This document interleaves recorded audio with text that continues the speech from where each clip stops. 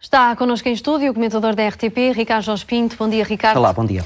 O Governo apresenta o programa na Assembleia da República, renova as medidas de austeridade, mas como vimos os cortes são mais suaves.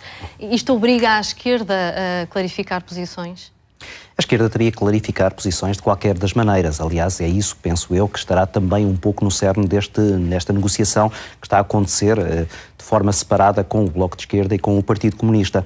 Agora, percebe-se que, por um lado, este programa de governo não seria o programa de governo que Pedro Passos Coelho teria em mente quando começou a tentar negociar com o Partido Socialista, nem é, muito provavelmente, também o programa de governo com que ele tencionaria governar se não houvesse esta ameaça de rejeição do programa de governo. Ou seja, o que eu penso é que este programa de governo vai ser também uma espécie de arma de arremesso contra os partidos que agora estão na oposição, mas que poderão vir a ser governo já dentro de algumas semanas. E Pedro Passos Coelho e Paulo Portas vão utilizá-lo, por um lado, para tentar amarrar o Partido Socialista àquilo que será o comprometimento com algumas medidas, e, por outro lado, tentar fazer disso uma espécie de cunha que separe o Partido Socialista dos partidos à sua esquerda, tentando causar algum incómodo no momento em que, eventualmente, estes partidos coloquem à discussão no Parlamento, isso acontecerá já com estas medidas no próximo dia 20, tentando encontrar dissonâncias entre aquela que será a posição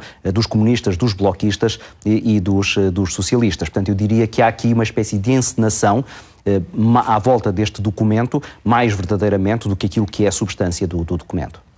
As medidas foram apresentadas agora também para evitar o risco de ruptura financeira. Ouvimos a Ministra das Finanças falar nisso.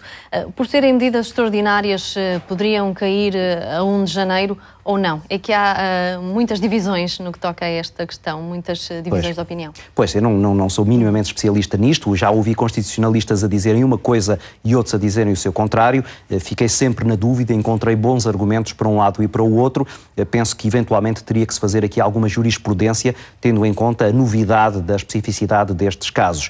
Agora, o que me parece é que não haveria uma necessidade absoluta de o Governo apresentar já estas medidas e por isso é que me parece que há aqui algum taticismo político relativamente ao timing em que o Executivo as apresenta. Foram até colocadas algumas dúvidas sobre se um Governo nestas condições as poderia apresentar. Aí eu penso que a resposta dada pelo líder da bancada parlamentar do PSD, Luís Monterroso, foi muito clara, que é o Parlamento está na plenitude das suas competências e, portanto, poderá sempre aprovar ou rejeitar aquilo que foi agora a proposta do Governo. E pode fazer até mais. Se eventualmente até ao final do ano já houver um Governo, eventualmente de António Costa, apoiado pelos partidos à esquerda, eles poderão encontrar uma outra solução para este problema. Ricardo Jorge Pinto, há algum dado a realçar neste discurso ou não há nada de novo relativamente aos últimos dias? Nenhuma novidade, nem era expectável que ela existisse. Este é um programa que estava a ser desenhado para esta situação, para estas contingências, para este ambiente de alguma dúvida relativamente ao que vai acontecer à esquerda, em que Pedro Passos Coelho deixa pequenos sinais, provavelmente espalhados ao longo deste programa. O sinal de que quer preservar aquilo que era a identidade do programa eleitoral que foi apresentado durante a campanha,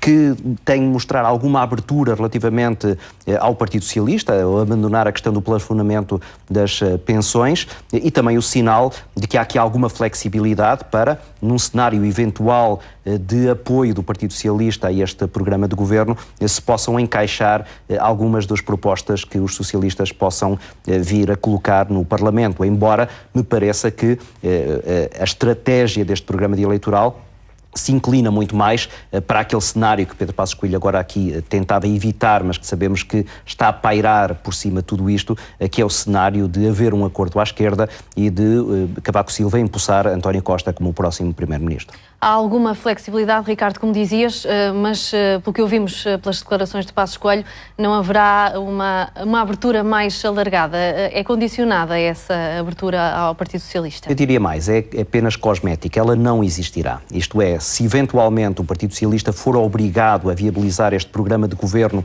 por falta de entendimento com bloquistas e comunistas, dificilmente PSD e CDS darão a mão ao Partido Socialista para integrar o que quer que seja que eles venham a apresentar. Isto é, haverá imediatamente uma posição de maior força pelo menos em relação a esta direção do Partido Socialista. O que não significa, e isso é que eu falava há pouco em flexibilidade, que se eventualmente as coisas se alterarem, isto é, se eventualmente daqui a algum tempo o Partido Socialista, depois de ter viabilizado este programa de governo, vier a mudar de direção e tiver uma outra postura perante esta coligação, não fosse possível aí sim encaixar alguns dos anseios dos socialistas até para garantir a tal estabilidade governativa num prazo mais longo. Por outro lado, também me parece que este é um programa eleitoral para utilizar enquanto principal partido da oposição. Isto é, se António Costa vier a ser governo, este será o programa que sistematicamente será mostrado para, de alguma maneira, tentar criar constrangimentos à governação de António Costa, sendo que, e aí o PSD já foi muito claro, dificilmente a coligação dará a mão a qualquer proposta vinda dessa coligação à esquerda, no momento em que, por exemplo, bloquistas e comunistas não queiram aprovar alguma medida dos socialistas. Vemos hoje na imprensa que Paulo Portas e Passos Coelho fazem um roadshow pelo país para explicar os planos da coligação. Isto depois de, ao que tudo indica, o programa ser chumbado no Parlamento. Que leitura fazes desta viagem pelo país para explicar aos portugueses sobre o programa? Ajuda a justificar e a legitimar esta minha tese, ou seja, de que este vai ser também uma espécie de manual de combate para estar na oposição. E, portanto é já a pensar que estarão na oposição. Pensar na possibilidade de terem que ficar na oposição e a preparar aquelas que são as estruturas do partido para utilizar este argumentário no combate que terão que fazer a esses partidos à esquerda. Se eventualmente o programa não for rejeitado, este é o momento ideal para também apresentar às estruturas dos partidos aquela que será a estratégia governativa, embora me pareça que se eventualmente este programa de governo for aceito no Parlamento, ele será objeto de alterações à medida da governação, exatamente para encaixar aquilo que serão os novos cenários governativos que se colocarão pela frente. Sobre as negociações à esquerda, o Bloco já anunciou que terminou esse entendimento com o Partido Socialista, mas faltam ainda as negociações com os Verdes e o PCP, que será o mais difícil. Pois, essa é a grande dúvida. Com os Verdes, aparentemente, também a negociação estará agora a ser fechada. A parte mais difícil será, claramente, com o Partido Comunista. Se nós olharmos para aqueles que são os sinais visíveis do Partido Comunista, diríamos que esse acordo vai existir.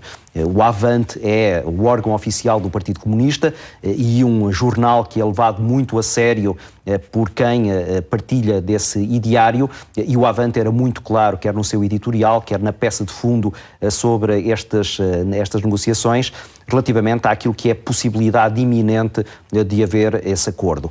Também dos sinais visíveis ficámos com a ideia de que esse acordo pode não ser necessariamente escrito.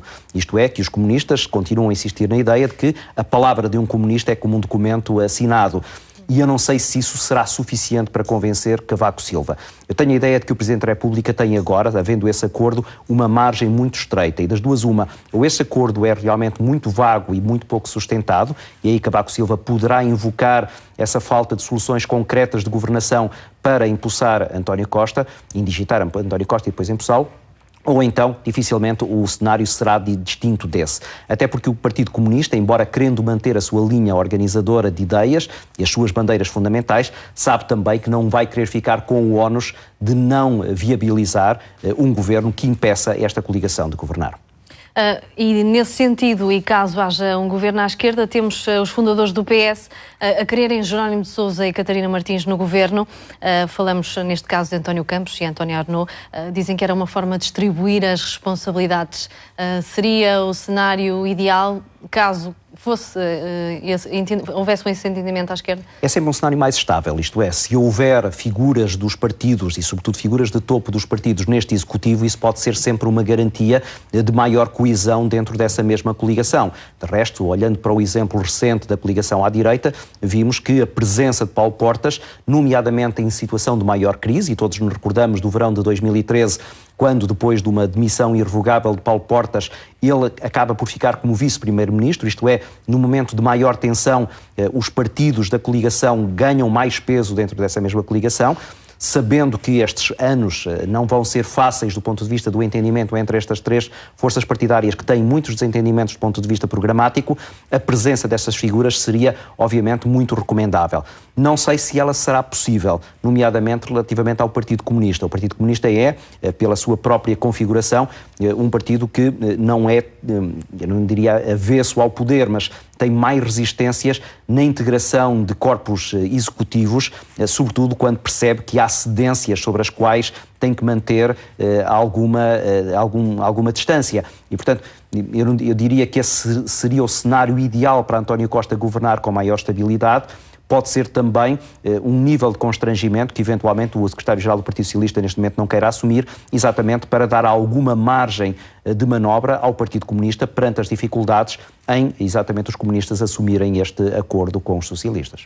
Por outro lado, temos no interior do Partido Socialista as movimentações dos opositores a António Costa, pela estratégia que está a seguir. A SIS antecipa o encontro de críticos. Que leitura podemos fazer dessa antecipação? É para condicionar António Costa? É para marcar posição. Francisco Assis está a ser coerente desde o primeiro momento que disse que esta não seria a melhor solução, desde o primeiro momento que disse que teria que haver alguma conjugação de esforços para perceber até que ponto a direção socialista estaria disposta ou não a abdicar desta opção e também, de alguma maneira, preparar o terreno para o Congresso socialista extraordinário que acontecerá depois das eleições presidenciais. Qual é a eficácia? Eu diria que pode ser muito diminuta. Francisco Assis já o disse, não espera com isto condicionar o voto dos deputados, isto é, desalinhar alguns deputados para que eles não votem uma moção de rejeição, portanto não terá esse efeito imediato. Também terá muito pouco efeito do ponto de vista do equilíbrio de forças dentro do partido se eventualmente António Costa for eleito como primeiro-ministro. Isto é, chegados ao Congresso, se António Costa for primeiro-ministro, seria muito estranho que ele fosse derrubado por Francisco Assis numa luta pela posição de secretário-geral dentro do próprio partido. Mas aí sim veremos certamente Francisco Assis a colocar-se como uma espécie de posição de reserva relativamente à opção do partido. E desse ponto de vista eu acho que pode ser muito vantajoso para António Costa. Francisco Assis pode de alguma maneira funcionar como Manuel Alegre funcionou para José Sócrates, quando o Partido Socialista, na altura, em maioria, tinha alguns momentos de tensão relativamente a algumas medidas. E Manuel Alegre, na sua discordância com o secretário-geral, funcionava como tubo de escape que permitia esvaziar essas mesmas tensões. Eu acho que para António Costa, o melhor que pode acontecer é Francisco Assis ter alguma consistência e reunir à sua volta um grupo de militantes minimamente consistente para exatamente funcionar da mesma maneira que Alegre funcionou com Sócrates. Muito bem, Ricardo, muito obrigada.